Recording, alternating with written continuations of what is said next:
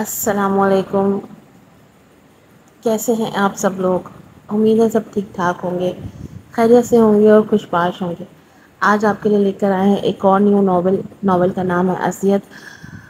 Writer ہیں اس کے زارون علی، اور یہ بہت ہی ایک اچھا ناول ہے۔ امید کرتے ہیں آپ کو پسند آئے گا۔ یہ ناول بیس کرتا ہے ایک لڑکی کی نادانی میں کی ہوئی ایک حرکت پہ، جس کی وجہ سے نہ صرف وہ خود اپنے کی مصیبتیں مول لیتی ہے بلکہ ایک دوسرے انسان کی زندگی کو بھی بہت برے طریقے سے متاثر کر دیتی ہے۔ تو میں امید کروں گی کہ آپ اس ناول کو بھی بہت اچھے سے بہت اچھا رسپانس دیں گے، اور جنہوں نے ہمارا چینل سبسکرائب نہیں کیا ان لوگوں سے ریکویسٹ ہے کہ لازمی سبسکرائب کر لیں اور بیل آئکن کو ضرور پریس کریں تاکہ آپ کو ایپیسوڈز کی نوٹیفیکیشنز ٹائم پر مل سکیں۔ تو پھر بڑھتے ہیں اپنی ایپیسوڈ کی طرف۔ یار کالے کالے توڑو نا، یہ کیا کچے کچے توڑ توڑ کر نیچے پھینک رہے ہو؟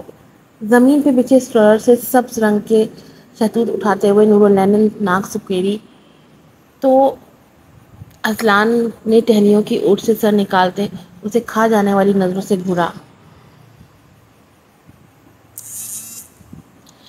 مجھے ایسے ہی توڑنے آتے ہیں، اس لیے تمہیں زیادہ پتہ ہے تو خود اوپر آ کے توڑ لو۔ لفظوں کو چباتے ہوئے اس نے نور عین کی بات کا جواب دیا اور ہاتھ میں پکڑے شہتوت نیچے پھینکے۔ ٹھیک ہے، میں خود توڑ لوں گی، اور آج کے ٹیسٹ کا بھی گھر جاتے ہی ماموں کو بتا دوں گی۔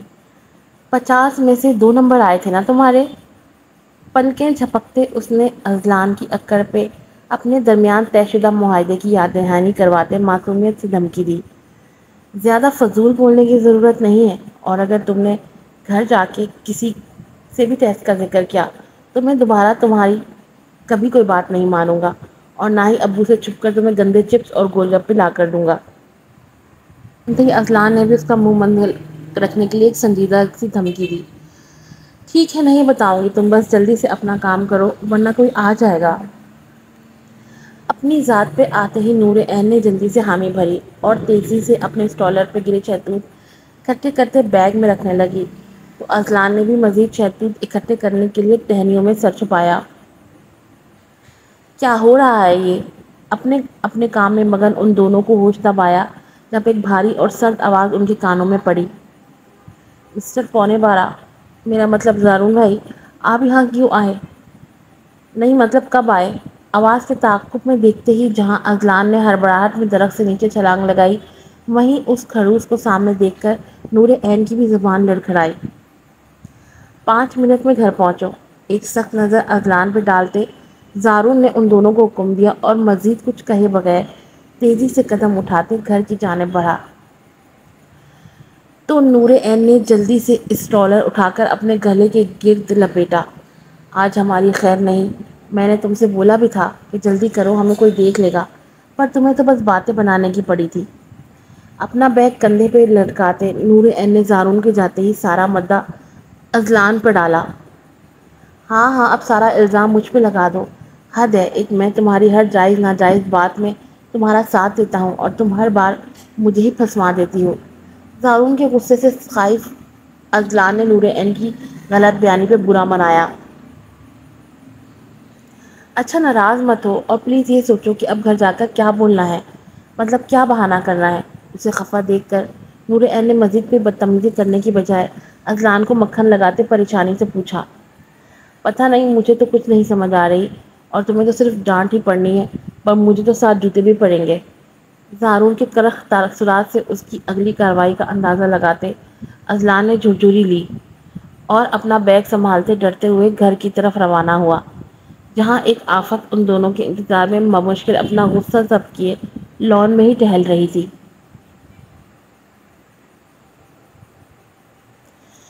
ذیشان صاحب کا تعلق ایک کھاتے پیتے خوشحال گھرانے سے ہے۔ ان کی 4 اولادیں فیضان، زارون، عائشہ اور اذلان ہیں۔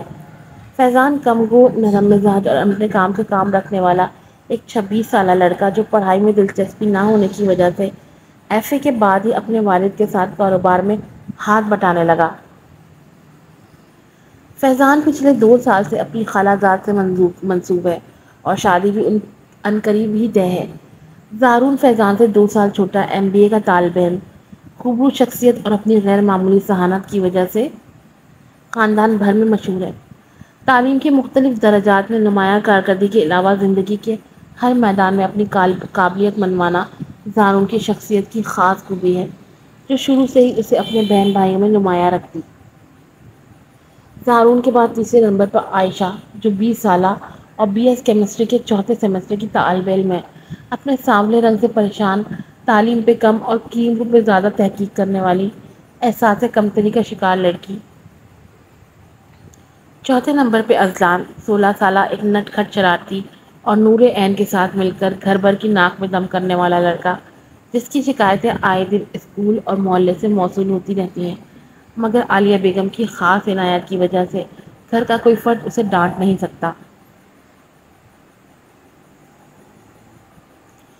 نور عین اذلان کی ہم عمر اور ذیشان صاحب کی چھوٹی بہن کی آخری نشانی ہے، جس کے اس دنیا میں آتے ہی اس کے باپ نے بیٹی ہونے کا جرم ثابت کرتے نورین کو طلاق دے کر میکے بھیج دیا۔ کچھ لوگوں کی خاصیت ہوتی ہے کہ وہ منہ میں سونے کا چمچہ لے کر پیدا ہوتے ہیں، مگر کچھ کے پیدا ہوتے ہی ان کی بدقسمتی کا باب لکھ دیا جاتا ہے۔ اور نور عین کا شمار انہی لوگوں میں ہوتا ہے جس نے آتے ہی اپنی ماں کے لیے بہت سی مشکلات کھڑی کی اور 5 سال کے اندر اندر اسے قبر کی گہرائی میں دھکیل کر اپنے ماتھے پہ ہمیشہ کے لیے منحوس جیسے کالے حروف کروا لیے۔ بچپن سے لوگوں کی زبان سے اپنے لیے کڑفے الفاظ سننے کی وجہ سے نور عین کی طبیعت میں خاصی ہٹ دھرمی اور تلخی آ چکی تھی، اسی لیے وہ اکثر گھر کے افراد کے ساتھ بدتمیزی کرتی اور ذیشان صاحب کے علاوہ کسی کے سمجھانے پہ کان نہ دھرتی۔ اذلان سے اس کی گھر میں سب سے زیادہ بنتی تھی، اسی لیے ذیشان صاحب نے اپنے دل و دماغ میں ان کے مستقبل کے لیے ایک اہم فیصلہ کر رکھا تھا تاکہ نور عین کو ہمیشہ کے لیے اپنے ساتھ رکھ سکیں۔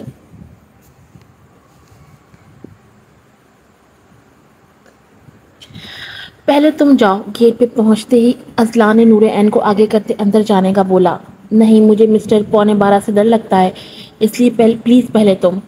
جلدی سے پیچھے ہٹتے نور عین نے غیر ارادی طور پہ اذلان کو دھکا دیا تو وہ سنبھلے بغیر کھلے گیٹ سے لڑکھڑاتے ہوئے اندر کی طرف گرا۔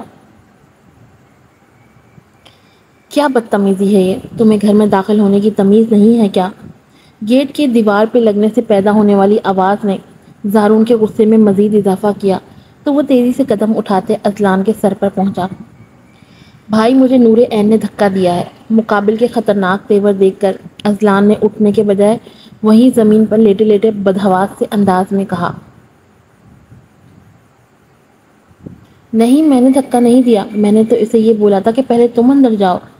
اذلان کی بات سنتے ہی نور عین نے جلدی سے اندر داخل ہوتے وضاحت دی۔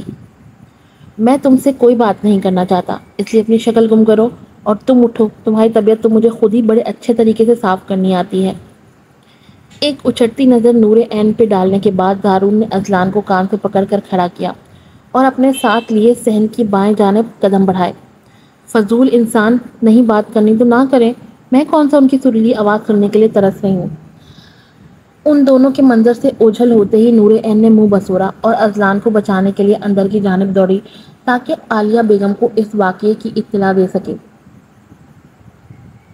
بچے کی جان لوگے کیا آپ؟ کب سے بیچارہ تمہیں سوری بول رہا ہے؟ نور عین سے اطلاع ملتے ہی عالیہ بیگم بیٹے کو بچانے کے لیے زارون کے کمرے میں پہنچی تو اس نے ماں کی کوئی بھی بات سنے بغیر چھوٹے بھائی کو مرغا بننے رہنے کا اشارہ کیا۔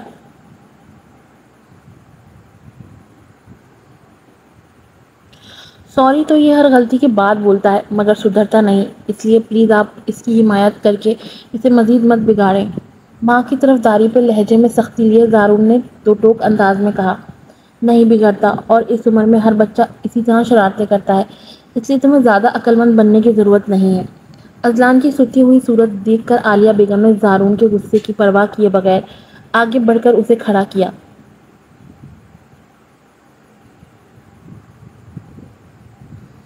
میں نے تو نہیں کی اور نہ ہی فیضان بھائی نے، اور امی یہ اب بچہ نہیں ہے، 16 سال کا ہو گیا ہے، اس لیے پلیز آپ ہر بات میں اس کا ساتھ مت دیا کریں۔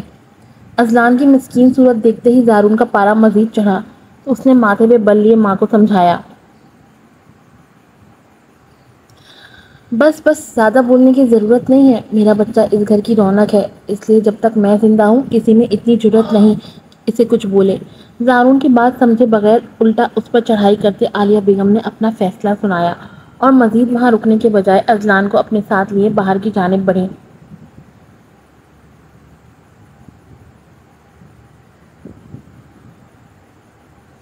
اس کا دماغ امی کی بیجا حمایت کی وجہ سے ہی خراب ہوتا جا رہا ہے۔ بس آج ابو کے آتے ہی میں ان سے اسے ہاسپٹل بھیجنے کی بات کرتا ہوں اور نور عین کا بھی دماغ سیٹ کرواتا ہوں۔ ہاں یہ کیسے بغیر دوپٹے کی گلی میں بیٹھی تھی؟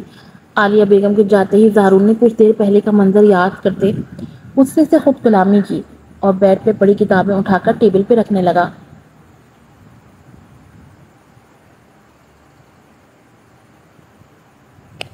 شکر ہے آپ آ گئیں، ورنہ آج تو میں نے بھائی کے ہاتھوں شہید ہو جانا تھا۔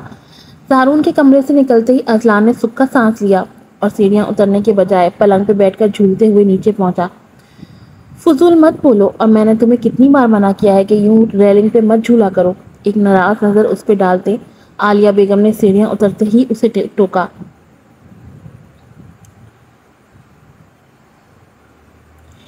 ٹھیک ہے، اگر آپ کو میرا ریلنگ سے اترنا پسند نہیں تو پلیز ابو سے بول کر یہاں ایکسیلیٹر لگوا دیں یا لفٹ۔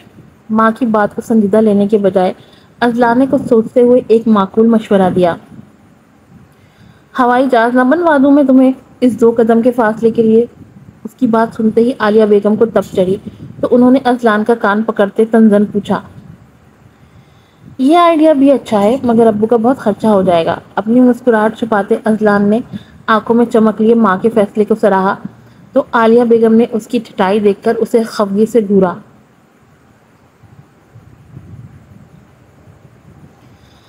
اچھا اچھا، اب تک نہیں کروں گا، پلیز آپ میرے لیے چپس بنا دیں، قسم سے بہت بھوک لگی ہے۔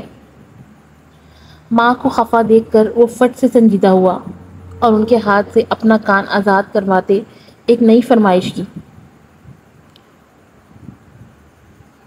ٹھیک ہے، تم ہاتھ منہ دھو لو، میں جب تک چپس بناتی ہوں۔ اسے مستی کے موڈ میں دیکھ کر عالیہ بیگم نے فی الوقت کچھ سمجھا کر اپنا دماغ خراب کرنے کے بجائے اسے تاکید کی اور خاموشی سے کچن کی جانب بڑھی تو اذلان نے اپنے کمرے میں جانے کے بجائے نور عین کی خبر لینے کے لیے، جو اسے پھنسا کر خود منظر عام سے غائب ہو چکی تھی، بائیں جانب موجود کمرے کا رخ کیا۔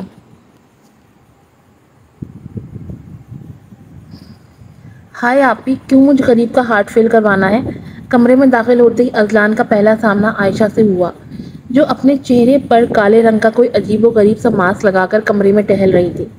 تو اس نے خوف سے جھرجھری لیتے کھڑے رہنے کے لیے دیوار کا سہارا لیا۔ تم یہاں کیا کر رہے ہو؟ میں نے تم سے کتنی بار کہا ہے کہ دروازے پہ دستک بھی کرایا کرو۔ اذلان کے یوں اچانک آنے پر گڑبڑاتے ہوئے عائشہ نے اپنا رخ موڑا اور جلدی سے بیڈ پر پڑا دوپٹہ اٹھا کر گلے میں ڈالنے لگی۔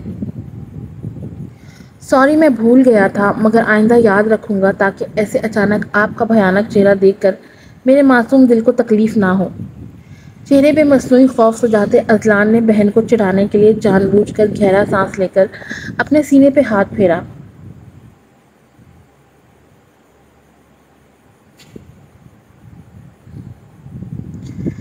بھاڑ میں جاؤ تم، اور ابھی اس وقت میرے منہ نہ لگو۔ بولنے کی وجہ سے عائشہ کے چہرے پہ کھچاؤ پڑا تو اس نے مزید کوئی جواب دینے کے بجائے بیڈ سے کشن اٹھا کر اذلان کو رسید کیا۔ ٹھیک ہے، میں آپ کے منہ لگنا بھی نہیں چاہتا، میں تو یہاں نور عین کو دیکھنے آیا تھا۔ کشن پڑتے ہی اذلان نے خفگی سے مقابل کو گھورا۔ وہ باہر ہی ہے، اس لیے فٹافٹ یہاں سے اپنی شکل گم کرو۔ نور عین کی غیر موجودگی کو بتاتے عائشہ نے اشارے سے اسے جانے کا بولا اور ٹیبل پہ رکھی پلیٹ سے کھیرے اٹھا کر اپنی آنکھوں پہ رکھنے لگی۔ اس گھر میں سبھی میرے دشمن ہیں، حد ہے، مجھے تو لگتا ہے امی ابو مجھے کسی شاہی خاندان سے چرا کر یہاں اس غریب خانے میں آپ جیسے ناقدر لوگوں کے بیچ لے آئے ہیں۔ بہن کی بدتمیزی پہ دل برداشتہ ہوتے اذلان نے ایک ٹھنڈی آہ بھری تو عائشہ نے اس کی ڈرامے بازی پہ پھر سے اسے گھورا۔ شاہی خاندان سے نہیں بلکہ کوڑے کے ڈھیر سے لائے ہیں، تبھی تم اتنے ڈھیٹ اور بدتمیز ہو۔ اب اگر تم نے یہاں سے اپنی شکل گم نہیں کی تو میں یہ گلدان اٹھا کر تمہارے سر پہ دے ماروں گی۔ اسے اپنے کمرے میں جمع دیکھ کر عائشہ نے دھمکی دی تو اذلان نے اپنی عزت افزائی پہ برا سا منہ بنایا۔ ٹھیک ہے جا رہا ہوں، مگر یہ یاد رکھے گا کہ دوسروں کا دل دکھانے والے چاہے جتنی مرضی کریمیں اور ماسک لگا لیں پر کبھی گورے نہیں ہوتے۔ عائشہ سے اپنی بے عزتی کا بدلہ لیتے اذلان نے سنجیدہ سے انداز میں اسے آگ لگائی اور اس کے کسی رد عمل سے پہلے ہی چھلانگ مارتے کمرے سے نکلا۔ بدتمیز جاہل گدھا کہیں کا! اس منحوس کی زبان کی وجہ سے ہی میری جلد پہ کسی چیز کا اثر نہیں ہوتا۔ مجھے پتا ہے اب یہ گلا پھاڑ کے میرے اس نسخے کے متعلق بھی پورے گھر کو بتا دے گا۔ حد ہے میرا ہی دماغ خراب تھا جو اس ٹائم ماسک لگا کر بیٹھ گئی۔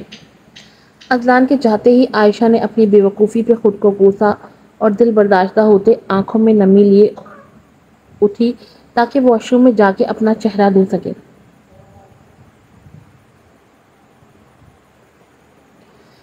تم یہاں ہو اور میں تمہیں پورے گھر میں ڈھونڈ ڈھونڈ کر تھک گیا۔ عائشہ اور نور عین کے مشترکہ کمرے سے نکلتے اذلان نے ادھر ادھر جھانکنے کے بعد کچھ سوچتے ہوئے لان کا رخ کیا تو نور عین سامنے ہی اسے جھولے پہ بیٹھی نظر آئی۔ ہاں تو کس نے بولا تھا کہ مجھے ڈھونڈو؟ جھولے کو ہلکی سی حرکت دیتے اس نے اذلان کی طرف دیکھنے کی زحمت کیے بغیر لاپرواہی سے کہا۔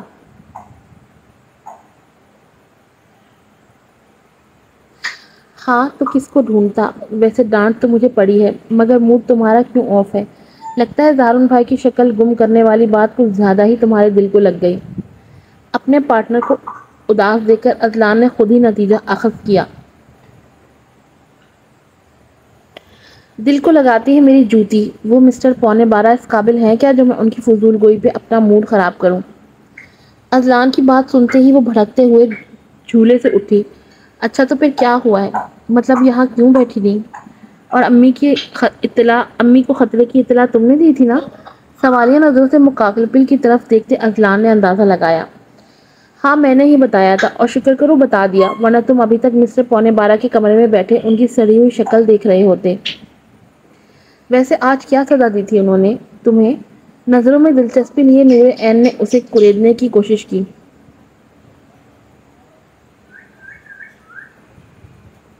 بہادر مرد خفیہ طور پر پڑنے والے جوتوں کا ذکر نہیں کرتے، اس لیے اس رات کو راز ہی رہنے دو۔ اور چلو مجھے بہت بھوک لگی ہے۔ گردن اکڑا کر اپنی انا کو بلند کرتے اس نے آخر میں نور عین کا ہاتھ پکڑتے اسے اپنے ساتھ اندر کی جانب کھینچا تو وہ دل ہی دل میں زارون سے اپنی بے عزتی کا بدلہ لینے کا منصوبہ بناتے چہرے پہ خوشامدانہ مسکراہٹ سجائے اذلان کے ساتھ چل پڑی تاکہ اپنے ارادے کی تکمیل میں اس کی مدد لے سکے۔ آج کی ایپیسوڈ یہیں پہ ختم ہوتی ہے۔ آپ سب لوگوں سے ریکویسٹ ہے کہ پلیز میرے چینل کو لازمی سبسکرائب کریں اور ویڈیوز پہ کو لائک کیا کریں، کمنٹ کیا کریں۔ جب ہم اتنی محنت کرتے ہیں تو ہم تھوڑی سی اپریسیشن بھی ڈیزرو کرتے ہیں، تو آپ لوگوں سے ریکویسٹ ہے کہ لازمی چینل کو سبسکرائب کریں اور اپنے رائے کا اظہار ضرور کیا کریں۔ پھر آؤں گی نیکسٹ ایپیسوڈ کے ساتھ۔ السلام علیکم۔